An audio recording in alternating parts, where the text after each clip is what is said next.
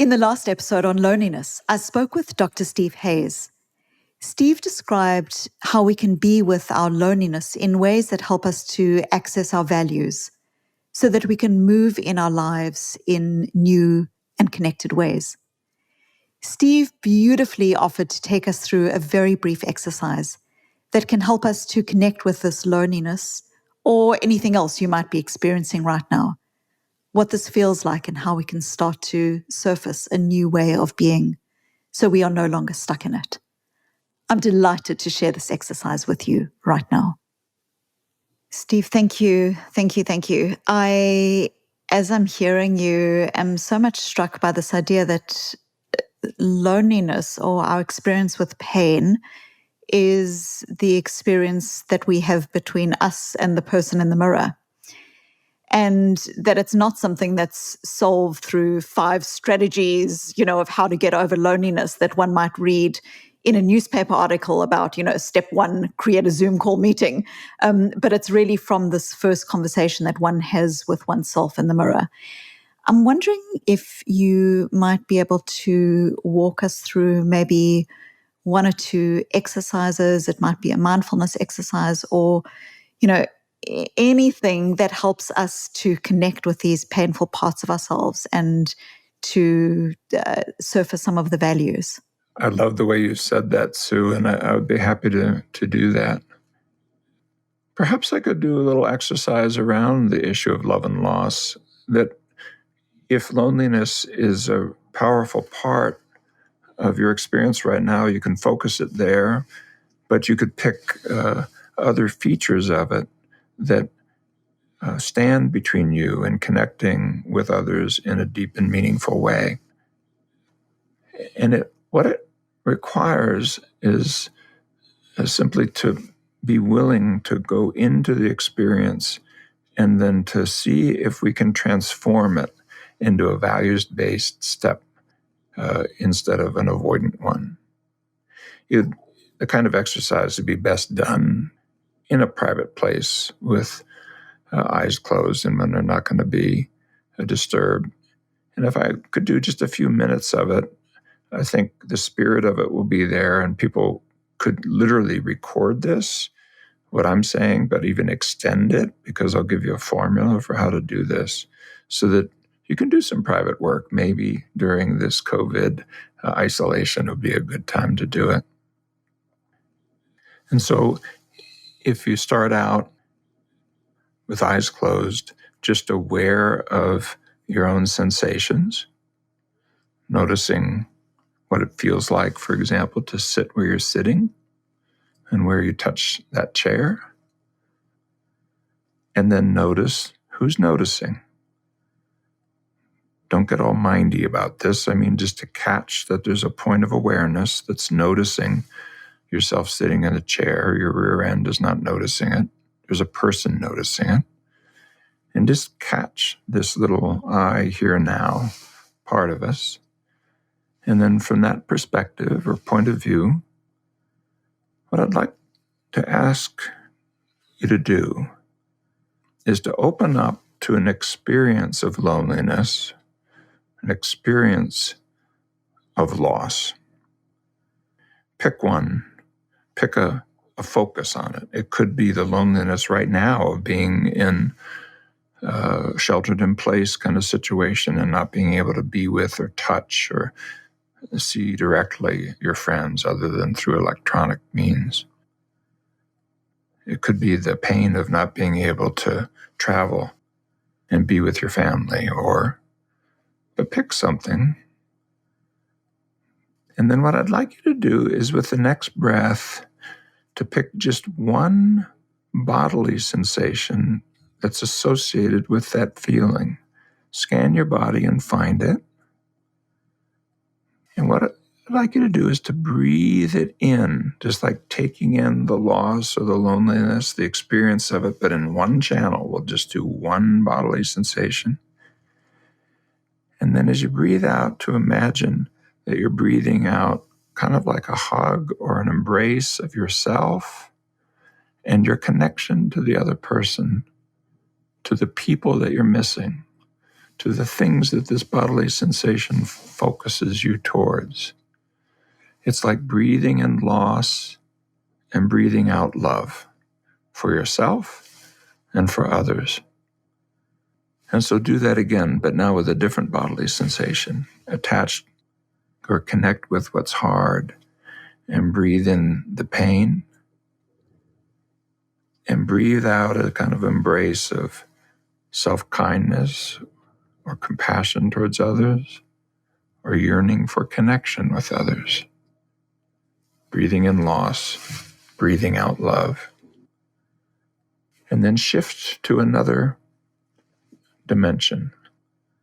Let's shift to a memory.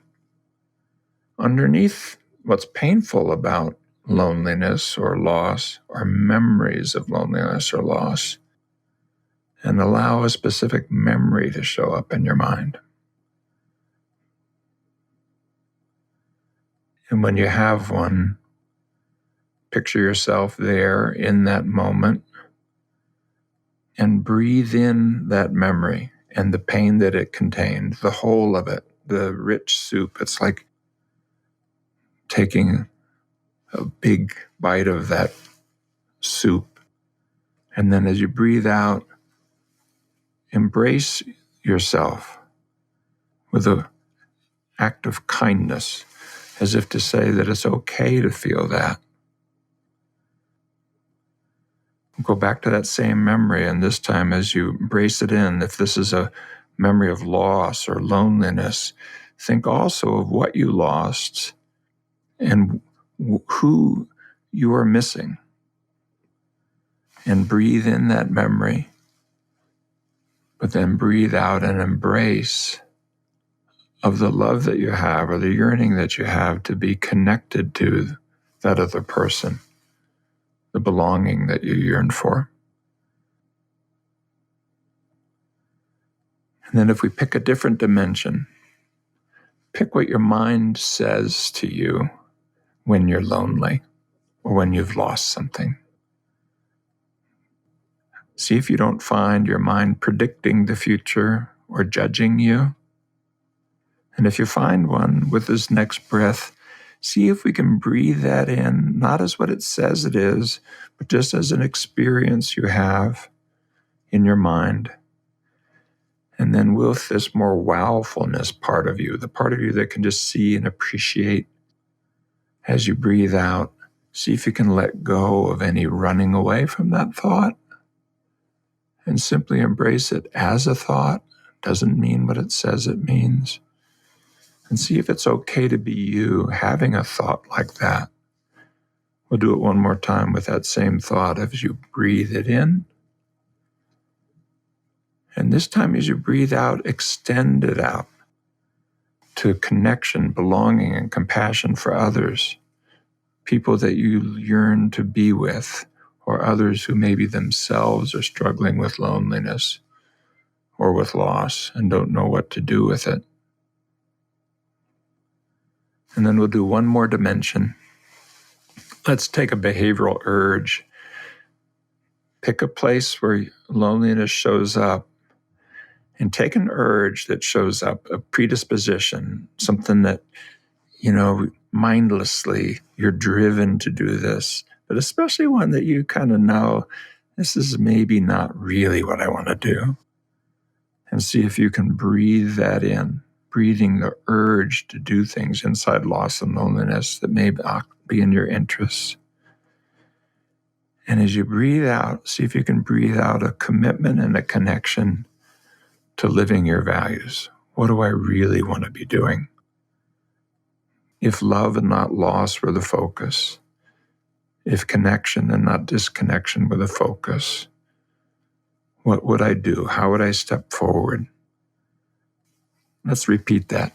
If you breathe in this defensive urge that at its worst builds loneliness and disconnection, and breathe out the opportunity to respond, the ability to respond, I am free to do something loving towards myself and others. Breathe it out and get a clear image of that. So I'll just stop there, But if you wanted to create a recording like that, you can take the dimensions of your bodily sensations, your thoughts, your memories. You can add emotions that you may have experienced, behavioral predispositions, and in this way, open up to the experience of loss and loneliness, but then transform that energy, pivot in a new direction. That's why the subtitle of my book is How to Pivot Towards What Matters. Right inside the energy of loss is the energy of love. The fear or the pain that came from a disconnection of belonging contains within it the yearning for belonging. And if you're willing to transfer that energy in a new direction, your pain is not your enemy. Your pain actually is a goad to taking the steps within and without that will build the kind of life that you want to build. Steve, thank you. Thank you so much for being with us today. I think for all listeners, the loneliness we're experiencing and that you're experiencing right now is real. But Steve, what you really point to is this choice in how we respond to it. Especially in times like this, it's very easy to be hooked by a powerful emotion, to let it take the wheel and to steer our lives. But we've got the power to reconnect with the contours of our loneliness, to understand the values that they point to and to connect with those. This is, at its core, what being agile and flexible is about. It's the absence of pretense and performance, and it gives our actions greater power because they emanate from our core values and core strength. There's something solid and genuine and real. Steve, thank you for being with us. It was awesome to be with you, Sue, and thank you for that beautiful summary.